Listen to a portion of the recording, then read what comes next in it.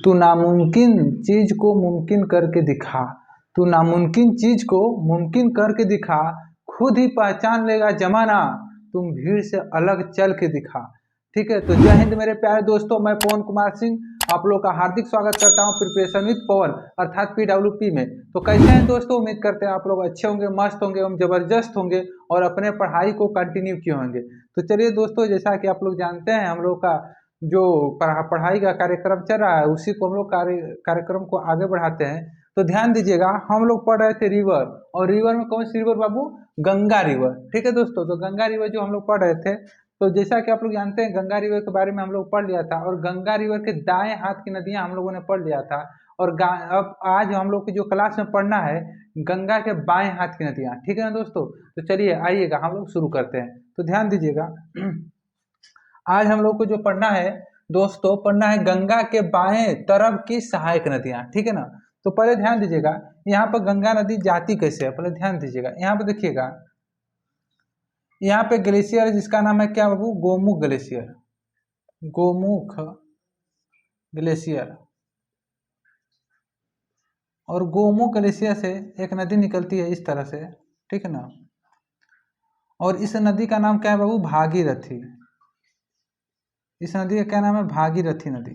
ठीक, और यहाँ पर एक ग्लेशियर पड़ता है जिसका नाम है सतोपंथ ग्लेशियर या बद्रीनाथ ग्लेशियर। ठीक है ना दोस्तों, यहाँ से एक नदी निकलती है और यहाँ पर आके मिलती हैं दोनों। ठीक है ना, और इस नदी का नाम है अलकनंदा नदी। इसका नाम क्या बाबू?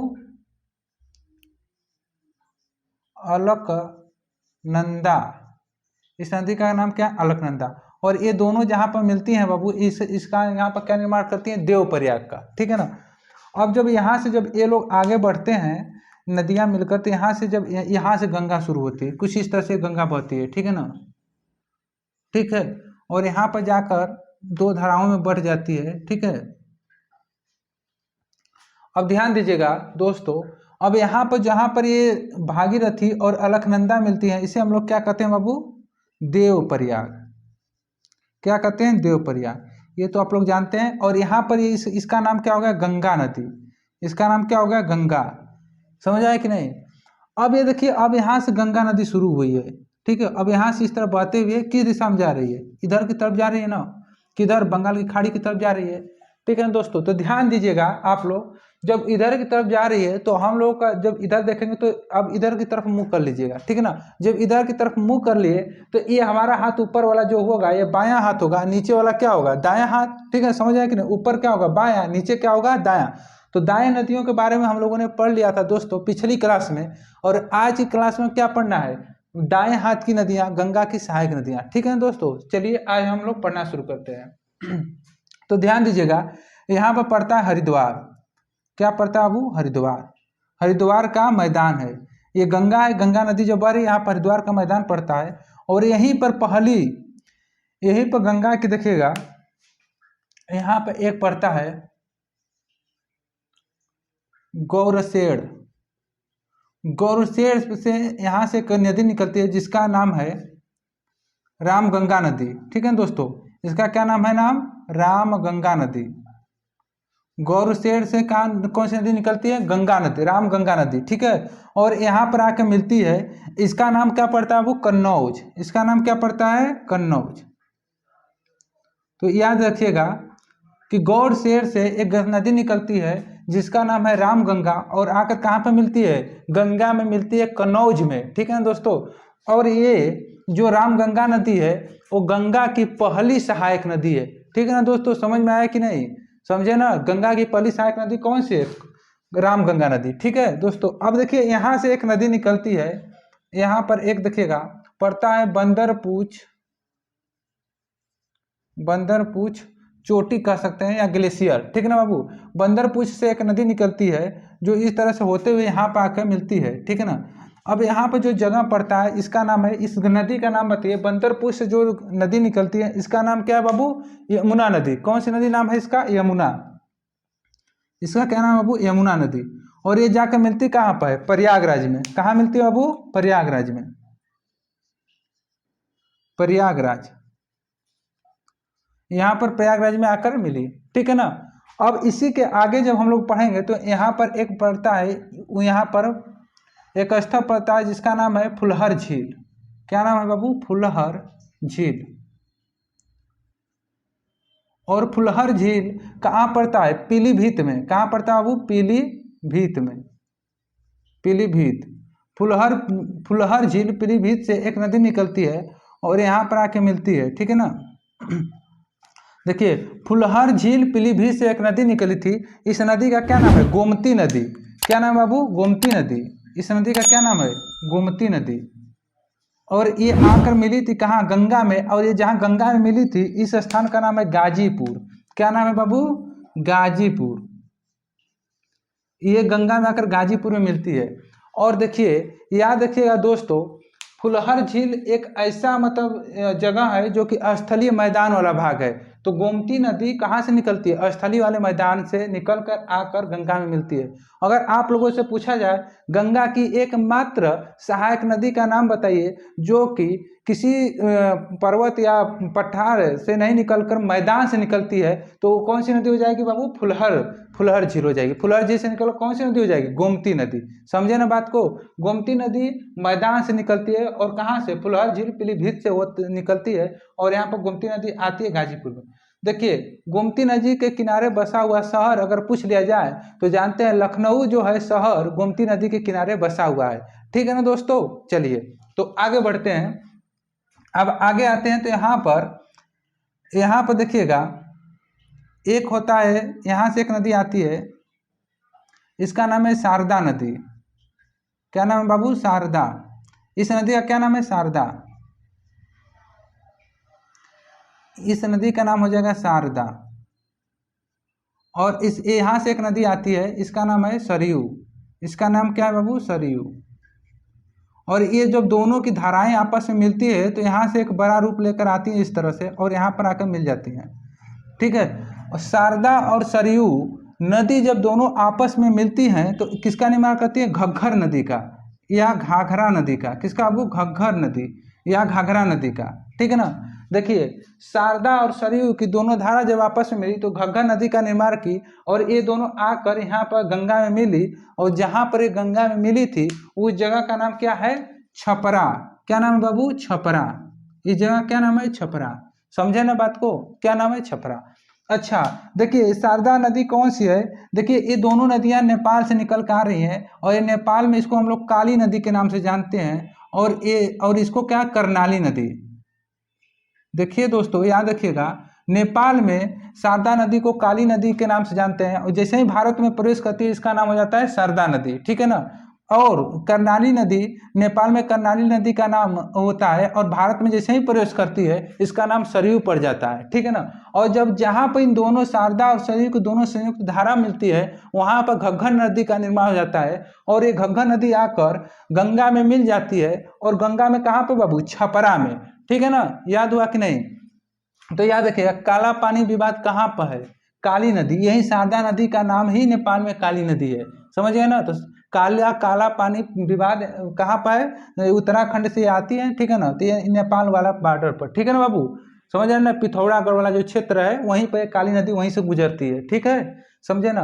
अगर हम पूछे सरयू नदी, बताइएगा अयोध्या शहर किस नदी के किनारे बसा हुआ है? बताइए बाबू, अयोध्या शहर किस नदी के किनारे बसा हुआ है? सरयू नदी के किनारे। ठीक है ना। क्लियर हुआ बात? एकदम कोई दिक्कत नहीं। और यहाँ से आकर घग्घर नदी कहाँ पे मिली है? छपरा में। अब यहाँ पर देखिएगा, नेपाल से एक नदी निकलती है, यहाँ से आती है, यहाँ से इस तरह होते हुए। इस नदी का नाम है बाबू गंडक नदी। क्या नाम है? गंडक नदी। और एक गंडक नदी कहाँ पर मिलती है? यहाँ पर बताइए कहाँ पर मिलती है? सोनपुर में। कहाँ पर? सोनपुर में। कहाँ पर मिलती है बाबू? सोनपुर में। ठीक है ना।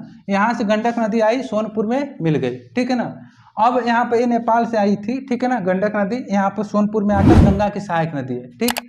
अब याद रखिएगा, गोसाई धाम से 7 धाराएं निकलती हैं। ठीक है ना। एक गोसाई धाम क्या है? ग्लेशियर है। कहाँ पर पड़ता है बाबू? नेपाल में। ठीक है ना। नेपाल में ग्लेशियर है जिसका नाम है गोसाई धाम। यहाँ पर 7 धाराओं में से 3 धाराएं भारत में आती है। देखिए इस तरह से 1 2 और इसके बाद 3। देखिए इसका नाम है, पहले का नाम है सन, दूसरे का नाम है तमूर और तीसरे का नाम है अरूण। ठीक है ना बाबू। सन, तमूर और अरूण ये तीन धाराएं जो कि आकर यहाँ पर कहाँ पर भारत में प्रवेश करती हैं। और इस नदी का नाम है क्या बाबू? कोसी नदी। इस नदी का क्या नाम है? कोसी नदी। याद रखिएगा, इस नदी का क्या नाम है? कोसी नदी। और ये कहाँ पे मिलती है? आकर कुर्सेल में। कहाँ पे बाबू? कुर्सेल में। कुर्सेल। अब याद रखिएगा, ध्यान देने वाली, देखिए गोसाई धाम एक ग्लेशियर पड़ता है कहाँ पर? नेपाल में। याद रखिएगा, गोसाई धाम, गोसाई धाम ये क्या है? ग्लेशियर है नेपाल में। यहाँ से 7 धाराओं में क्या बोलते हैं, क्या करती है? नदी निकलती है। और 7 धाराओं, इसके गोसाई धाम से 7 धारा निकलती है। और 7 धारा में से 3 धारा जो भारत में आती है और 4 धारा कहाँ पर बहती है बाबू? नेपाल में। 4 धारा नेपाल में जाती है और 3 धारा भारत में आती है। और इन 3 धाराओं, इसमें से यहाँ पर लिख देते हैं कितनी, इस गोसाई धाम से कितनी धारा निकलती है? 7 धारा। और ये 7 धारा में से 3 धारा कहाँ पाती है? भारत में। पहले का नाम है सन, दूसरे का नाम क्या है बाबू? तमूर, और तीसरी धारा का नाम है अरूण। ठीक है ना। सन, तमूर, अरूण, इन 3 धाराएं मिलाकर जब आगे बढ़ती हैं तो ये क्या आगे जब आती हैं तो तीनों एक जगह मिलती है, तो इसका नाम पड़ जाता है कोसी नदी। और कोसी नदी आकर गंगा में मिलती है, और गंगा में जिस जगह पर मिलती है उस जगह का नाम है कुरुसेल। ठीक है ना दोस्तों। तो ध्यान दीजिएगा, कोसी नदी को ही हम लोग क्या कहते हैं? बंगाल, अरे सॉरी, कोसी नदी को ही हम लोग कहते हैं बिहार का शोक। समझे कि नहीं दोस्तों? बिहार का शोक किस नदी को कहते हैं? कोसी नदी को। अब क्यों कहते हैं भाई? देखिएगा, यहाँ पर सन, तमूर, अरूण ये 3 धाराएं निकली, तीनों नदियां आई, और जब यहाँ पर आकर मिलती हैं तो इन दोनों की स्पीड क्या हो जाती है? तेज हो जाती है ना। ये इतना तेज नदी आती है ऊपर से, एकदम पूरा खड़ी नदी है ढलान पर। ठीक है, नेपाल से आती है। अपने साथ जितने भी अवशिष्ट पदार्थ, मिट्टी, मृदा लेकर आती है, इतना तेज आती है कि अपने आप को ही नदी में ब्लॉक कर लेती है। ठीक है ना। और अपने आप को ब्लॉक करके दूसरा रास्ता वहीं से मोड़ कर निकल जाती है, जिससे कि क्या होता है? बाढ़ बहुत तेजी से आ जाता है। ठीक है ना बाबू। इसलिए इसे हम लोग क्या कहते हैं? बिहार का शोक। किस नदी को कहा जाता है? कोसी नदी को। पेपर में कई बार पूछा गया है क्वेश्चन। ठीक है ना। बिहार का शोक किस नदी को कहते हैं? कोसी नदी को। ठीक है ना बाबू, याद रखिएगा। अब यहाँ पर एक नदी पड़ती है, यहाँ पर देखिए, यहाँ पर पड़ता है दार्जिलिंग की पहाड़ी। ठीक है ना। क्या पड़ता है बाबू? दार्जिलिंग। दार्जिलिंग। और दार्जिलिंग की पहाड़ी से पश्चिम बंगाल में एक नदी निकलती है जो आकर सीधा यहाँ पर मिलती है। इस नदी का नाम है महानंदा। इस नदी का नाम क्या है बाबू? महानंदा। महानंदा। ठीक है।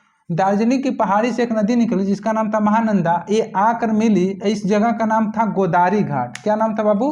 गोदारी, गोदारी, गोदारी घाट। इस जगह का नाम क्या है? गोदारी घाट। अब गोदारी घाट के बाद जैसे ही आगे बढ़ते हैं तो गंगा देखिए 2 धाराओं में बढ़ जाती है। कितनी धाराओं में? 2 धाराओं में। एक देखिए, ये यहाँ से होगा, यहाँ इस जगह का नाम है फरक्का। क्या नाम है बाबू? फरक्का।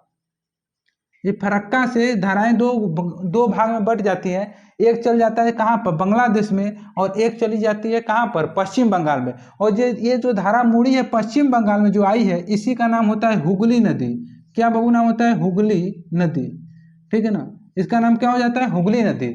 और ये जो धारा चल गई है बांग्लादेश में, ठीक है ना, इस बांग्लादेश का नाम हो जाता है क्या? पद्मा के नाम से जाना जाता है। इसे किस नाम से जानते हैं बाबू? पद्मा के नाम से। किस नाम से? पद्मा से। और ये कहाँ चली गई? बांग्लादेश। कहाँ पर बाबू? बांग्लादेश में।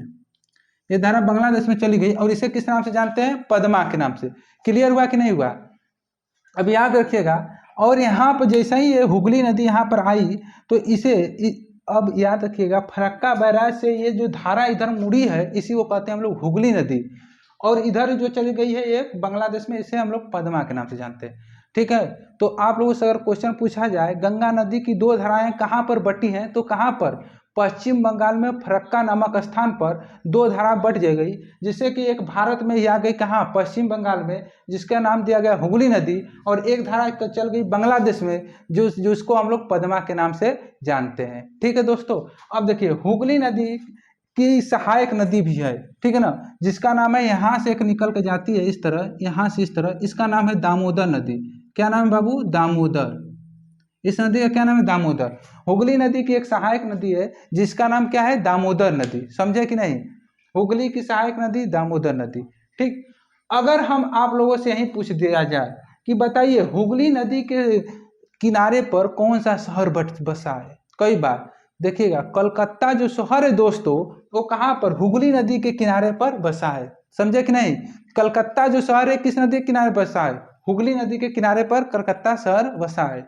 और बताइएगा, पश्चिम बंगाल का अशोक किस नदी को कहा जाता है? बताइए दोस्तों, पश्चिम बंगाल का अशोक किस नदी को? दामोदर नदी को कहा जाता है। किस नदी को? दामोदर नदी को।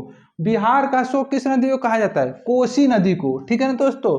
अगर यही हम आप लोगों से पूछे कि बताइए हुगली नदी की सहायक नदी कौन सी है? हुगली की सहायक नदी दामोदर नदी। ठीक है, और बताइए कि पद्मा को किस नाम, बांग्लादेश में पद्मा को किससे कहा जाता है? गंगा नदी को ही पद्मा के नाम से जाना जाता है। तो याद रखिएगा। अब यहाँ पर हो गया क्या? पद्मा। और यहाँ से देखिएगा एक नदी और आती है ऊपर से इसे होते हुए, इस तरह से होते हुए, आप लोग ध्यान देंगे तो यहाँ पर इस तरह ऊपर से होते हुए इस तरह से एक और नदी आती है। इस नदी का नाम है ब्रह्मपुत्रा नदी। इस नदी का क्या नाम है बाबू? ब्रह्मपुत्रा नदी। ब्रह्मपुत्र नदी। ठीक है ना दोस्तों? इस नदी का क्या नाम है? ब्रह्मपुत्र नदी। और ये नदी जहाँ पर आती है इसके, ये पद्मा हो गया, और जैसे ही ये बांग्लादेश में प्रवेश करती है इसे क्या नाम कहते हैं? जमुना के नाम से जानते हैं। किस नाम से बाबू? जमुना के नाम से।